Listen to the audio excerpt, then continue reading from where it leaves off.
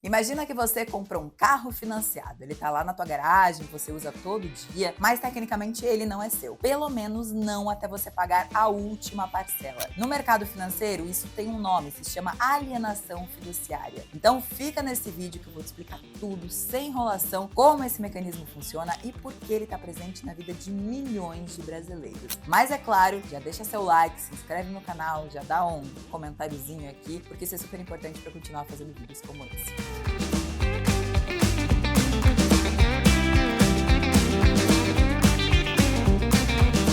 A alienação fiduciária é quando você solicita um empréstimo ou um financiamento e o próprio bem que você está comprando, ele vira a garantia de pagamento. Então, para você entender melhor, funciona assim. Enquanto você está pagando, a propriedade legal do bem, ela fica com o credor, ou seja, a pessoa, a empresa, que tem o direito de cobrar essa dívida. Mas a posse, ou seja, o direito de usar, fica com você, o devedor. Então, vamos a um exemplo bem prático. Você quer comprar lá um apartamento de 500 mil reais. Então, você dá 100 mil reais de entrada e os outros 400 mil você financia aí com o banco. Nesse momento, o imóvel, ele é registrado no seu nome, mas com uma cláusula de alienação fiduciária. Se você pagar tudo direitinho, todas as parcelas, no final do contrato, o banco libera esse bem e ele passa a ser 100% seu. Mas, se você não honrar essas parcelas, o banco pode retomar o imóvel de uma forma bem mais rápida, sem precisar passar aí por processos complexos e morosos na justiça. E é justamente isso, gente, que torna a alienação fiduciária tão importante para o mercado. Mas, gente, vale destacar que no caso de um imóvel, você pode morar nele ou até mesmo alugar ele, mas você não pode vender esse imóvel nem transferir ele sem antes terminar de pagar a sua dívida. Flávia, e quais são as leis que regulam a alienação fiduciária? A alienação fiduciária, ela não está prevista em uma só lei. Por quê? Ela depende do tipo de bem que a gente está falando.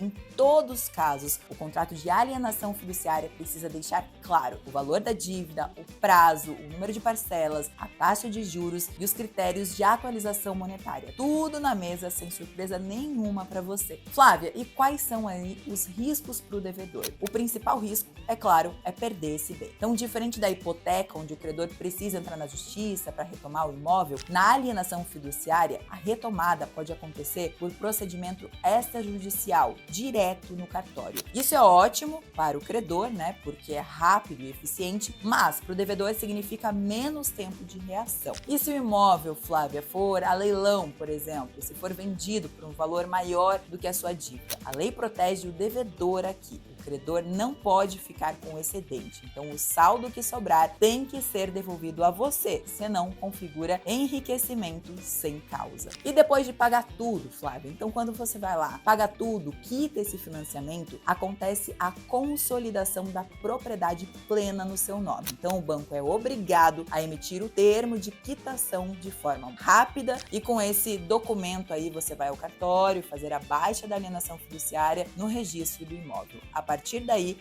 o bem é oficialmente seu. No final das contas, gente, a alienação fiduciária é aquilo. O bem é seu para usar, mas só é seu de verdade quando a última parcela foi paga. Me conta aqui, deu para entender? Se você quiser mais vídeos como esse, continuar descomplicando conceitos, deixa o like e comenta aqui qual o próximo tema aí que você quer ver no Sopa de Letrinhas. Até mais!